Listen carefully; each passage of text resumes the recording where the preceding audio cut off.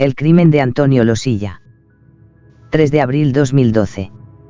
Antonio Losilla, de los celos a descuartizar a su mujer en Zaragoza. Un crimen machista, el asesino cumple una condena de 15 años de cárcel por homicidio y estafa. Han pasado 9 años del asesinato y posterior descuartizamiento de Pilar Cebrián, de 52 años, y todavía sigue siendo una incógnita dónde están sus restos. El crimen ocurrió en la casa familiar de Ricla, un municipio a 40 minutos de Zaragoza en coche, distancia que el homicida, su esposo y padre de sus 2 hijos, Antonio Losilla, hizo diseminando su cadáver. Esa fue su confesión inicial que le valió al jurado popular para declararle culpable y para imponerle una condena de 14 años de cárcel por un delito de homicidio y 1 año más por falsedad documental. Luego se desdijo y acusó al grupo de homicidios de la Jefatura Superior de Policía de Aragón y a la justicia en general de un complot en su contra.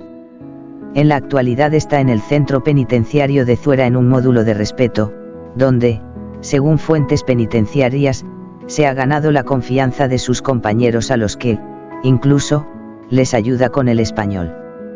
El mes pasado pidió conmutar con trabajos en beneficio de la comunidad la multa que tenía que pagar por falsificar unos documentos con la firma de Pilar para sacar un beneficio económico de su muerte. La audiencia de Zaragoza acaba de concedérselo. El nombre de Pilar Cebrián está ligado desde el inicio a la desaparición, incluso se incluyó en los listados de Interpol. Así se trató el caso tras la denuncia que realizó el propio Losilla ante la Policía Nacional. Fue 22 días después de la muerte violenta, tras recibir una llamada de los Mossos d'Esquadra a resultas de una denuncia de un primo de ella. Un tiempo que invirtió en deshacerse del cadáver y también en montarse una coartada. De hecho, Losilla se llegó a jactar de que sin cuerpo no había delito y se mofó de José Bretón, responsable de asesinar a sus hijos en Córdoba, por dejar los huesos en una finca familiar, en 2011. Pero Losilla cometió errores. Hasta 79 indicios inculpatorios, llegó a enumerar homicidios. Como explicó en su día el responsable de la investigación, Antonio Longarón, no hay crimen perfecto porque siempre cometen errores. El primero de Losilla fue ir a la comisaría y en vez de señalar que su mujer había desaparecido, tal y como defendió posteriormente, lo primero que contó es que le habían robado 5.000 euros y que su mujer se había ido. Curiosos fueron los momentos en que, día sí y día también, Losilla pedía ver a los policías que llevaban el caso de su mujer. Una actitud que extrañó a los agentes que llegaron a pedir consejo de los psicólogos del Instituto de Medicina Legal de Aragón para que les asesoraran. Sospechaban de él y le siguieron la pista hasta que fue detenido en octubre del 2012, 6 meses después del comienzo de las pesquisas. Su arresto se precipitó por el hallazgo de una bolsa de basura que contenía la cabeza de una persona. Se trataba de otra mujer, Vanessa Barrado, que fue asesinada por su pareja ese mismo año. La entrada y registro en la vivienda, escena del crimen, en Ricla, marcó un antes y un después. Allí, mientras la Policía Nacional miraba hasta las tuberías, Losilla confesó el crimen: yo le fui a quitar la joya que llevaba en la mano, con una mano se la quité y con la otra le empujé, y se cayó y se dio con la manilla, recordó, mientras recalcó que tenía sangre en la nariz, pero muy poca, y en la oreja. Hice paquetes pequeños para no levantar sospecha. La entrada y registro en la vivienda, escena del crimen, en Ricla, marcó un antes y un después. Allí, mientras la Policía Nacional miraba hasta las tuberías, Losilla confesó el crimen: yo le fui a quitar la joya que llevaba en la mano, con una mano se la quité y con la otra le empujé, y se cayó y se dio con la manilla, recordó, mientras recalcó que tenía sangre en la nariz, pero muy poca, y en la oreja. Sobre cómo se deshizo del cadáver también dio detalles: como era delgada, no tuve problemas y sin arrastrar la traje hasta aquí, la bodega de la vivienda, esperé un poco más y empecé a diseccionarla. Hice paquetes pequeños para que no levantara sospecha y las partes internas, como tiene tanto parecido con la de cualquier animal, las eché por aquí, por el pueblo. Una declaración grabada en vídeo que fue estudiada por la Unidad de Inteligencia Criminal del Cuerpo Nacional de Policía, que destacó que Antonio Losilla trivializó el momento que estaba viviendo y que intentó dar credibilidad a su relato. Resaltaron su posición de distanciamiento de los hechos. Los expertos policiales afirmaron también que el hombre dijo "me acojoné", informando de las consecuencias emocionales del resultado de su acción, pero no de cuál fue, que no debía ser otro sino constatar que Pilar estaba muerta. Se resistió a pronunciar en alto el resultado del fallecimiento, aunque mentalmente lo asumió, concluyeron los investigadores, mientras añadieron: suspira profundamente y aunque habla al secretario judicial, su mirada está perdida, posiblemente recordando y visualizando los acontecimientos que relata. Crimen planificado. Losilla lo planificó todo. Como elementos preparatorios destaca la compra de un desatascador químico y 3 botes de espuma de poliuretano que, según eran para reparar el tejado y para desatascar el baño ya que a su hija se le cae mucho el pelo, pero posteriormente se averiguó que hizo una limpieza exhaustiva del garaje, empleando dicho producto en el desagüe. El grupo de homicidios de la Policía Nacional entendió que fue ahí donde Losilla descuartizó a su esposa y donde después la policía científica halló sangre en las tuberías que coincidía con el perfil genético de Pilar Cebrián. Tras matarla, Losilla se dedicó a ligar. Quiero quedar con una chica de 45-55 años, escribió en la red de contactos Badoo. También dio una lista de sus aficiones, desde las más genéricas, como el deporte, los viajes, los libros, la naturaleza y ser feliz, a otras más precisas, como Telepizza, los Rolling Stones, Eros Ramazzotti y tomar café con los amigos. A la hora de dar un retrato más cercano de su persona se definía como sincero, afable y cariñoso, pero no ocultaba que se considera mal amante. En cuanto a la compañera ideal, pedía una persona extrovertida, cariñosa, afable y buena conversadora. Narcisista y con rasgos psicopáticos. Las psicólogas del Instituto de Medicina Legal de Aragón estudiaron los correos y conversaciones del acusado, definiendo a Losilla como una persona narcisista, dominante y con rasgos psicopáticos. Características a las que sí se le suma su carácter machista y el descubrimiento de una infidelidad por parte de la víctima, fueron un cóctel molotov de muy alto riesgo de un caso de violencia de género. Les llamó la atención, también, el hecho de que Losilla se riese al exponer que si no hay cuerpo, no hay delito. Esa risa es incongruente con el contenido y eso tiene componente de ocultar la emoción real, destacaron. Buscaron a Pilar en el cerebro de Losilla. ¿Dónde está Pilar? Es la eterna pregunta en este caso. La espinita que el grupo de homicidios tiene aún clavada y eso que consiguieron no solo sentar en el banquillo a Losilla, sino que fuera condenado por homicidio pese a no haber cadáver. Todo ello gracias a pruebas contundentes. Para dar con el paradero de la mujer entraron hasta en el cerebro del acusado. Le realizaron la prueba neurológica P-300, el test de la verdad, que luego se realizaría a Miguel Carcaño para intentar encontrar los restos de Marta del Castillo en Sevilla o al exmiembro del Grapo, Fernando Silva Sande, para buscar el cuerpo del empresario.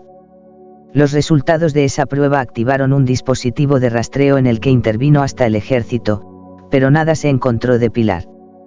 Ni en un antiguo nevero cercano a la casa de Ricla en la que se cometió el crimen, ni en las vías del AVE. Ambos emplazamientos estaban en la memoria de Losilla.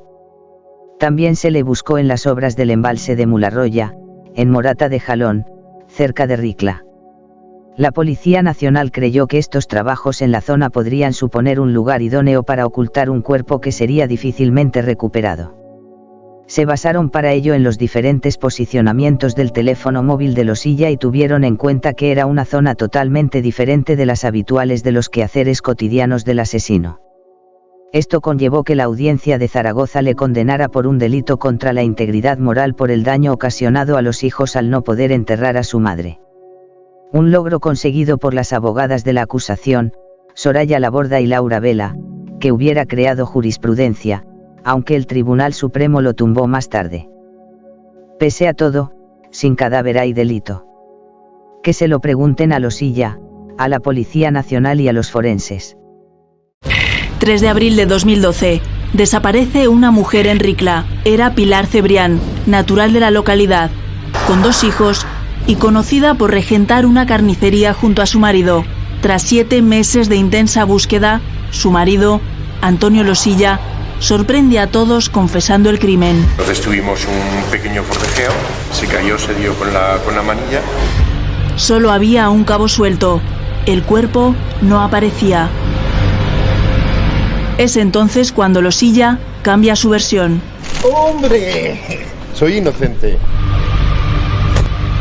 ¿Cómo lo hizo? ¿Qué hizo si sabía que no lo oía nadie?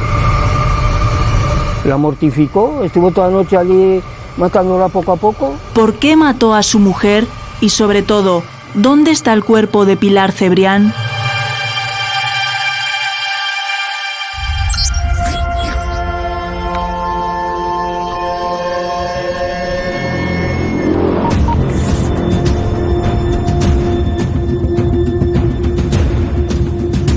Es su primo, el primo de Pilar Cebrián, el de Barcelona, el que activa el caso. Yo hice en falta a ella que no subía y le preguntaba a él que no, por qué no subía al pueblo mi sobrina. Estaba muy triste. Pero piensas en cosas de matrimonio, de que algo habrán discutido. Le había contado cosas ya un poco más íntimas sobre la relación con su marido, en plan de que quería separarse, etcétera y tal, ¿no? Lógicamente no le quedaba otra que denunciar la desaparición, pero en lugar de, claro, no va a decir la han matado. Nos llamó mucho la atención esa conversación que mantuvimos con Antonio Enviz, el cual ya manifestó que esa desaparición no era voluntaria, que Pilar, que su sobrina, no había desaparecido voluntariamente y que seguramente estaría muerta. Y me decía que estaba con unas amigas. Me engañaba. Mi mujer está muy rara, había quedado con unas amigas, puede que haya conocido a otra persona, contacta con hombres de Badoo y se ha podido ir sembrando la duda, pues eso de que no hubiera sido una desaparición forzosa, sino una desaparición voluntaria. Y yo le dije que se trataba de un asesinato. Creo recordar que Pilar tenía que renovarse el DNI en esas fechas. Y tampoco fue a renovarse el DNI. Él, con su premeditación, había sembrado la duda, precisamente diciendo que él la había llevado a Zaragoza, había intentado engañar incluso a uno de los hijos, diciendo que la había llevado él en el coche a una casa que tenían en Zaragoza. De hecho, hablaba de que algunos vecinos la hubieran podido ver. Hacía ya un mes y no había llamado a sus hijos. Pilar, pues ni se había ido a la playa. Era imposible que no llamara a sus chicos en un mes. Nada de lo que había dicho Antonio Losilla empezaba a cuadrar con la investigación. Era una desaparición de alto riesgo que se llama o inquietante. El primo de Pilar había recibido unos correos de Antonio donde a nosotros nos parecía que había matices que pudieran estar relacionados con la violencia de género. Hacía referencia a una decisión final, a una decisión que iba a alterar su vida personal, pero vimos que era como un final como de tema dramático. No, yo recuerdo que pasé horas y horas y horas, no os podéis imaginar la de horas que pasé, y entonces ahí ya sí que me quedó meridiano las características de personalidad de este señor y que, en mi opinión, concurrían muchísimos indicadores para estar ante un caso de altísimo riesgo de violencia de pareja. Va cada 2 por 3 a homicidios, pues a decir algunas cosas que pudieran ser pistas falsas, que pudieran derivar el foco de atención. Pensamos que se dio cuenta de que ya empezaba a ser sospechoso. Sacar a colación incluso las posibles infidelidades que pudiera haber cometido Pilar a la luz. Él intentaba controlar la investigación.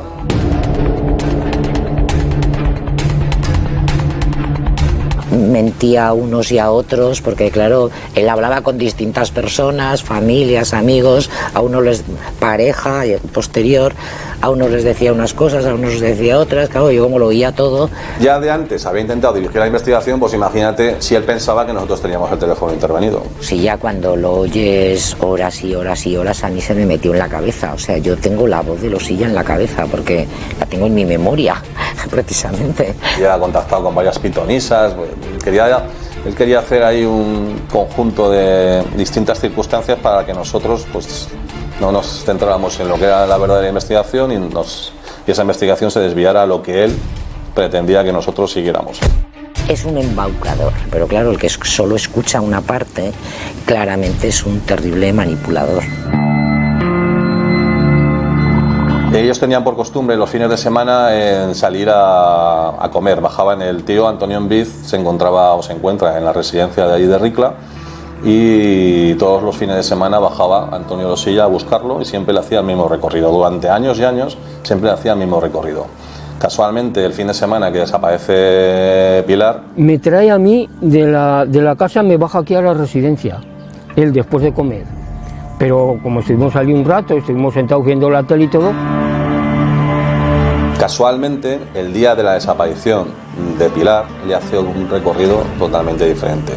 Siempre, durante todos los años le había hecho el mismo recorrido, pero ese día no. Era una manera de llegar al domicilio de Antonio Losilla, paralelo a las vías del tren, y arriba del todo había una paridera de cerdos. Lo recorrimos varias veces, utilizamos otro tipo de recursos, como eran guías caninos con perros, drones, bueno, hicimos 20.000 cosas. Una cosa sería demostrar que él probablemente estuviera detrás de la desaparición de Pilar Cebrián, y otra, encontrar el cuerpo de Pilar Cebrián.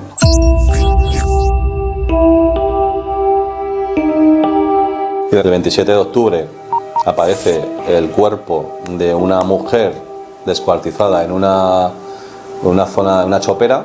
Pensamos que lógicamente pudiera tratarse de Pilar Cebrián. Bueno, la locura porque todos pensábamos que había sido que hallado el cuerpo de Pilar. De hecho, es que la investigación arranca precisamente por eso, porque no se tenían demasiadas pesquisas. La Guardia Civil continúa rastreando el entorno de la localidad zaragozana de Cadrete. Buscan más restos óseos de la mujer cuyo cadáver apareció en bolsas la semana pasada. Si se confirman las pruebas de ADN, la víctima es una vecina de Ricla que desapareció en el mes de abril. Manejábamos esa posibilidad de que Pilar estuviera descuartizada por el hecho de que Antonio Losilla supiera utilizar ciertas técnicas de descuartizamiento animal, al ser carnicero, y también el detalle de que un día antes de la desaparición de Pilar Cebrián, él fue a la carnicería. Cogió esa capoladora de la carnicería antigua y la llevó a casa, yo creo que con el objetivo de que fuera un medio para deshacerse del cuerpo, aunque finalmente no pudo usarlo. Eso sí que está acreditado, pero lógicamente no tenía ningún sentido que después de tantísimos años con la capoladora en la carnicería decidiese días antes de cometer el crimen traerla al garaje. En fin. Se observa que ese cadáver presenta una serie de signos, muchos, hasta 12 creo, de que pudiera ser Pilar Cebrián. Fue trasladado a dependencias del Instituto de Medicina Legal.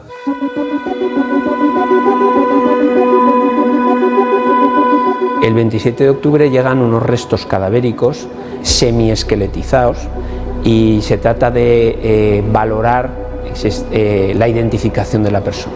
Ella había pasado unas fiebres y tal, que parece ser que esas fiebres dejan una marca en la zona del coxis, y luego también había otro detalle, como que tenía las piernas valgas hacia adentro, la estatura, el pelo rojizo, una goma para hacerse una coleta. En esos momentos estamos convencidos de que ese cadáver pertenece a Pilar Cebrián. Se decide proceder a la detención de Antonio Losilla y solicitar al juzgado de instrucción que entiende de la causa, pues el mandamiento de entrar en registro. Pidieron entrar en registro, el juez acordó, pues quedé con la policía para el día que había que hacer, para ir. Ese día tuvimos juicios, acabó los juicios y salimos para hacer el registro.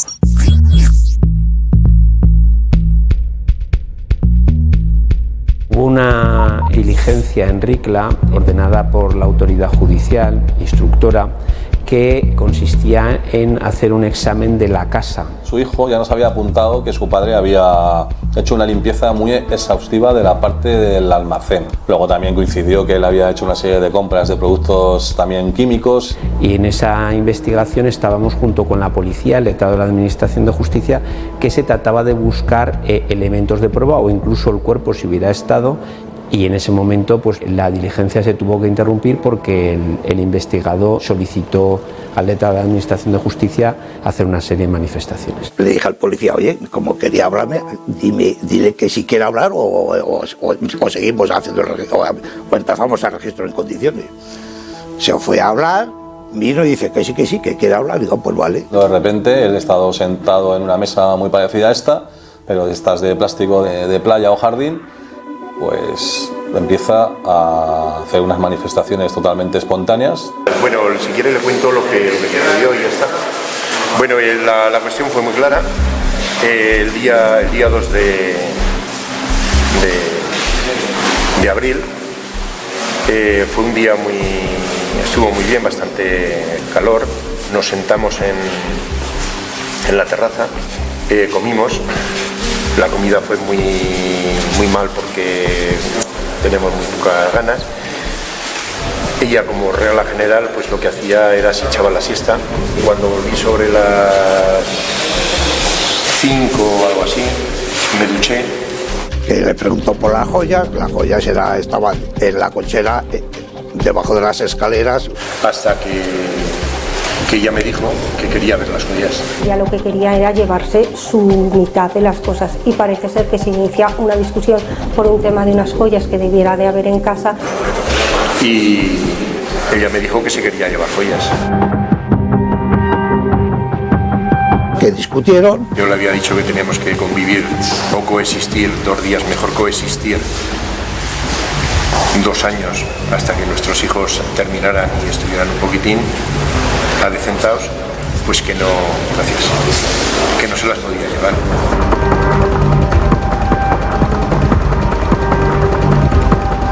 Y que al quitarle una joya le empujó con la otra, que se golpeó y cayó al suelo.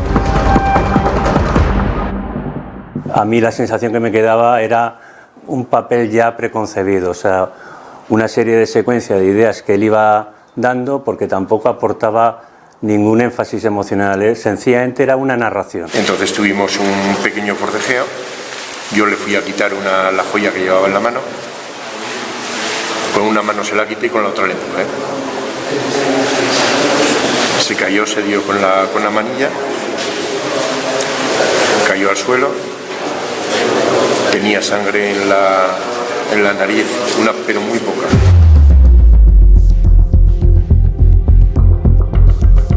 Se puso nervioso, que subía a llamar, pero no llamó. Incluso habló de un número de teléfono, 976, llamé al 976. Marqué el 976 y ya no 976 676 y ya no me atreví a marcar el otro número.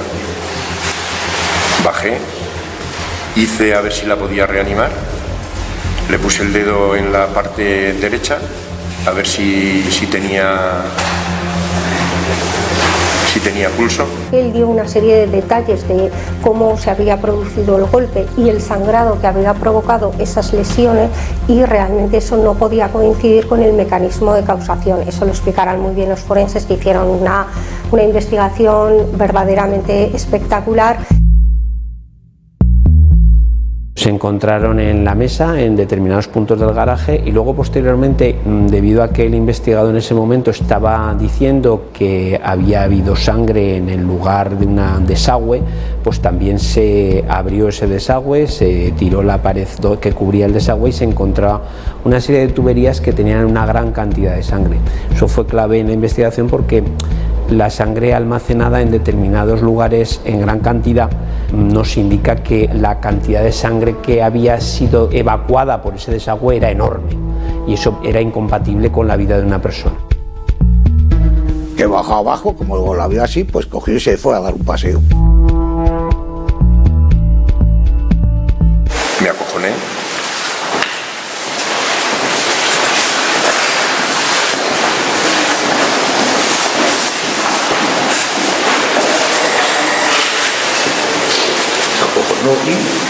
Y me salí, como iba con la ropa vieja sin cambiarme, me fui a dar un volteo.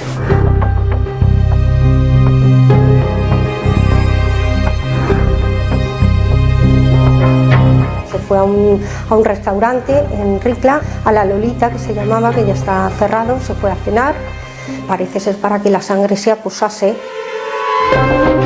Eran sobre las 10:30, 11 de la noche y aún esperé un poco más para intentar que coagulara la sangre y no se hiciera tanto charco. Y después volvió, lo hizo, se volvió a duchar, pues decidió descuartizarla. No controlas todo. Y entonces por debajo de la mesa había una zona en la que había sangre. No, aquí en esta mesa la descuartiza, claro, te quedas todos ahí, piensa que en ese momento está la autoridad judicial representada por el letrado de la Administración de Justicia, estamos nosotros como investigadores que ya llevas una carga de horas o de muchos días sobre ella, están compañeros tanto de la jefatura del área científica como compañeros que vienen de la Comisaría General, claro, te quedas todos mirando, en ese momento, jolín, está ahí. Hice paquetes pequeños para que no levantaran sospecha. Puso un plástico más una sábana encima que la arrastró porque pesaba poco.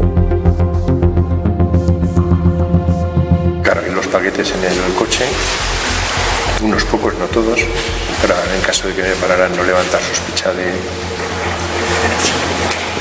Y me fui a la Almunia y a Calatrava. En la Almunia eché 2 paquetes. Se perdió y acabó en el puerto de Venecia tirando paquetitos en donde estaban haciendo obras. Y ahí se desprendió de todos los paquetes, que volvió después y eso más o menos lo que dijo. ¿Queréis saber dónde me la ve? ¿Queréis saber dónde está el cuchillo? ¿Queréis saber...? En fin. ¿Alguna cosa más? ¿De las cosas de aquí? Se estuvo buscando por muchos sitios, pero lógicamente si no se hacía, desde que se supo que esto podía ser así hasta que se buscó y pasó X tiempo, pues pudo haberse incluso los restos haber sido, pues, en fin, hasta animales que los hubieran de la zona, se los hubieran comido o lo que fuera, y en casos que ya no hay ninguna manera, entiendo, de poder saberlo. Lo tiré al cubo de la basura. El cuchillo lo tiró al cubo y igual lo mismo que con la sábana. Y entonces aquí es cuando ya no dice más, se le llama al abogado, el abogado dice que declina, aquí consta el teléfono que se le llama. A raíz de esto se me fue a decir que yo ya la había interrogado, que eso no valía porque tenía que estar con un abogado y demás, y entonces lo que dije, digo, no, yo he recogido lo que he recogido. Yo dije de que este señor ha dicho esto, yo no le he interrogado. Él me ha dicho, yo lo he recogido. Picaron en el baño las tuberías hacia la cocina, que ahí es donde cogieron los tubos, se estuvo donde estaban las joyas y después se empezó a hacer el registro para la parte de arriba por si él había escondido debajo de un falso techo. Fue una tarde, primero, no habitual, larga y difícil, pero que uno acaba pensando que ha encontrado cosas que pueden ser indicios importantes en la investigación que se estaba realizando. Su única obsesión es que no encontrábamos el cadáver. Nunca lo encontraríamos. Y él llevaba en la cabeza que si no había delito, si no había cadáver, no había delito. Y así con eso jugó, porque yo creo que incluso su abogado defensor, yo creo que incluso intentó convencerle de que fuera por el tema del homicidio por imprudencia. Pero él estaba convencido de que lo había hecho perfectamente todo y que a nosotros nos la iba a colar. Él está tranquilo, él piensa que si alguien es inocente no debe ser condenado. Después del plazo de las 72 horas que hay para pasar a la disposición judicial, pues durante ese plazo pues, se hacen las pertinentes tomas de declaraciones con su abogado y tal, la cual pues no declaró. Y se hicieron pues la entrada de registros y ya se confeccionó el atestado policial, se dio cuenta a su señoría y a partir de ahí pues ya el proceso judicial. Buenos días.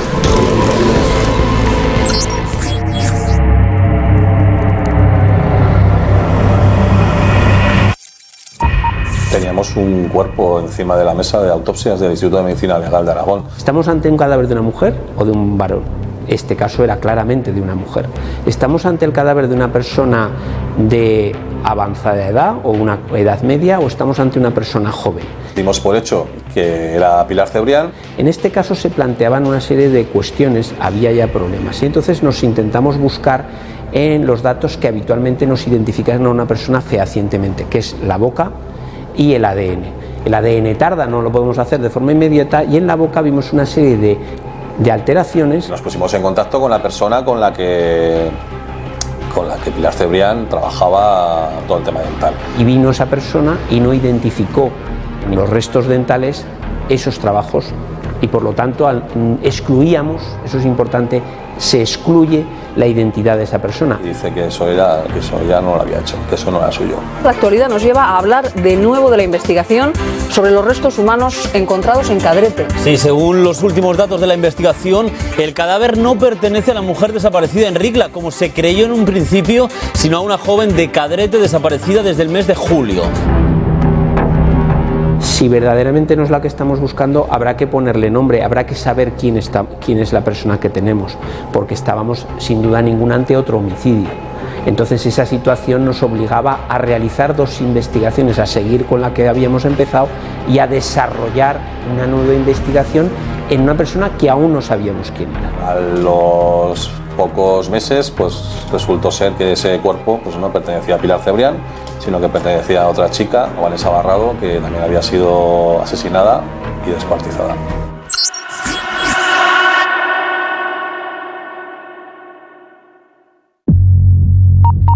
La P300 surge ya con toda la investigación bastante avanzada. Teníamos intervenciones, teníamos datos de tráficos telefónicos, teníamos un trabajo de todo el grupo sobre el terreno, lo cual nos hacía conocedores de lo que era la orografía y el entorno geográfico de Ricla, y obviamente todas esas gestiones iban dirigidas a la búsqueda. Todas esas gestiones arrojaban un resultado negativo. No hay manera de hacerle hablar, porque este tío es que no quiere hablar, no habla, no cuenta. Entonces, pues nos planteamos algún tipo de herramienta que valiera para dar potencia o amplificar esas labores de búsqueda. Tienes que poner en la cabeza de la persona que quieres aplicarle esa técnica. Lo comenté también con el doctor Valdizán, a quien yo conocía de mucho tiempo atrás. Yo soy si no el más, de los que más trabaja en España sobre potenciales cognitivos. Y dentro de los potenciales cognitivos se encuentra la P300. Se lo planteamos al juez y le pareció bien. Es la primera vez que se aplicaba en Aragón y en España, ¿eh? Yo sí que estuve presente en la prueba de la P300 y entonces era como que te ponían una especie de gorro con unos chips en la cabeza y pasaban unas imágenes y en teoría pues tenía que reaccionar una onda. En una salita está él sentado, que se le pone el casco con los electrodos y delante tiene una pantalla. Y lo que va apareciendo en esa pantalla está controlado pues desde el presentador de estímulos, que es un soft que está instalado en otro ordenador que está en la salita de al lado, que era donde estábamos todos. Y luego todo ello se combinaba, aparte de con imagen, con frases. Nosotros lo damos en términos de probabilidad, o sea, no de certeza. Lo que presentábamos eran frases que el cuerpo de Pilar está, y entonces a continuación aparecía una imagen. Los potenciales estos que fueron señalados como de más probabilidad de ser los positivos tenían una amplitud de 22 microvoltios y su casa, la foto de su casa, que la utilizábamos de contraste de control a sabiendas de que ahí Pilar no estaba, el potencial ahí era de 6 microvoltios. No es bucear en la verdad o en la mentira, es bucear en la memoria, porque la memoria desde luego está ahí, ¿no? Y los recuerdos están ahí. Yo no tengo ninguna duda que si hubiéramos conseguido meter el estímulo de donde está Pilar, el potencial hubiera sido todavía mayor, ¿no? El juez la admitió, se informó, pero luego su abogado la recurrió a la audiencia. En final determinaron que no se admitía como prueba porque venían a decir que atentaba contra su derecho a no declarar. Es decir, que el estar buceando en su memoria pues atentaba contra su derecho a no declarar, y entonces la prueba se anuló.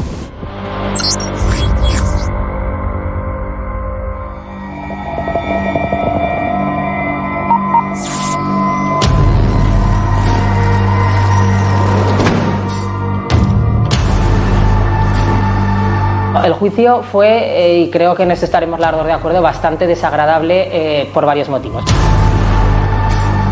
Pues primero porque al final estábamos presentando a un jurado un asunto muy grave de un homicidio que además tenía unas características bastante peculiares en el sentido de que no había cadáver. A nosotras, personalmente, Antonio Losilla, por su personalidad, yo creo que siempre nos ninguneó mucho. Por favor, por favor.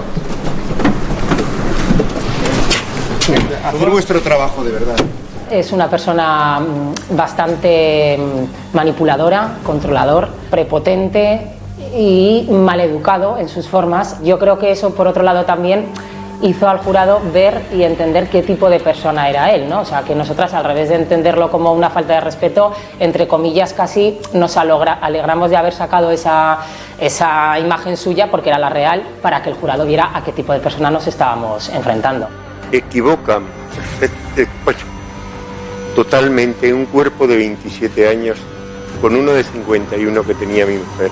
En esa época se había producido lo que fue el homicidio de los niños de Córdoba. Él intentaba pues como encuadrarse en esa posición de sin cadáver, pues no existe el delito y tal. ¿Usted recuerda haber utilizado adjetivos como nula o cobarde para referirse a su mujer ante la brigada de homicidios? No. Perdón, cobarde sí. Me preguntaron que si ella podía tener intención de suicidarse. Y le dije no, que el dolor pues le producía mucho miedo, que era un poco cobarde. Yo lo que pensaba es que se había ido con otro hombre. ¿Sabía usted si se chateaba con otros hombres? Me lo imaginaba. Y les está diciendo que se ha marchado por ahí, pues los chicos lo creían. Mis sobrinos ahora no hayan querido hablar, yo lo entiendo, lo comprendo, porque los han mareado mucho, han tenido que ir a juicio. Eso es muy desagradable. El padre allí a 2 metros que estaba. ¿Usted durante la investigación ha sufrido alguna presión por parte de su padre o por parte de sus tíos, de los hermanos de su padre? Presión para ejercer la acción que ha ejercido, para venir, no venir, para acusar, no acusar. A mí me han presionado para no decir nada, para callar. ¿Quién la presionó? Mi padre. Éramos muy conscientes de la dificultad que teníamos al no tener cadáver. En Aragón no había habido ningún otro asunto en el cual se hubiera condenado a una persona por este tipo de delitos sin tener el cadáver, y aunque estaba el precedente de otro asunto, como había sido el de Marta del Castillo, sí que es cierto que en este caso en concreto la confesión que él hizo no era una confesión al uso como la que había hecho en un acta de declaración el Miguel Carcaño. Nuestro trabajo lo hicimos y creo que lo hicimos sobradamente y con mérito. Y bueno, pues al final de lo que se trata es de trabajar la prueba. Nosotros lo trabajamos y sacamos adelante una acusación que dio lugar a la verdad que hoy se recoge en la sentencia, que Antonio Losilla es autor criminalmente responsable de la muerte de Pilar Cebrián y que ha sido condenado por eso. Dios los ilumine en sus reflexiones y que a todos los presentes, también a ustedes, Dios les bendiga. ¿Listo para la sentencia? ¿Pueden despejar la sala? La sentencia en la primera instancia reconoció a Antonio Losilla como autor responsable de un delito de homicidio, de un delito de falsedad documental y de un delito contra la integridad por aumentar deliberadamente el dolor de la familia. Finalmente fue recurrido por su abogado, por Javier Notiboli, y mantuvo los 2 primeros delitos, siguiendo con el homicidio y con la falsedad. Se dejó claro, y así consta luego posteriormente con los años de cárcel por los que él es condenado, que no había sido una muerte accidental y que él había preparado el asesinato o el homicidio de su mujer, de Pilar Cebrián. No se silenció la voz de Pilar para nada, y en ese juicio no pudo hablar ella, pero hablamos nosotras y finalmente salió a la luz lo que había hecho.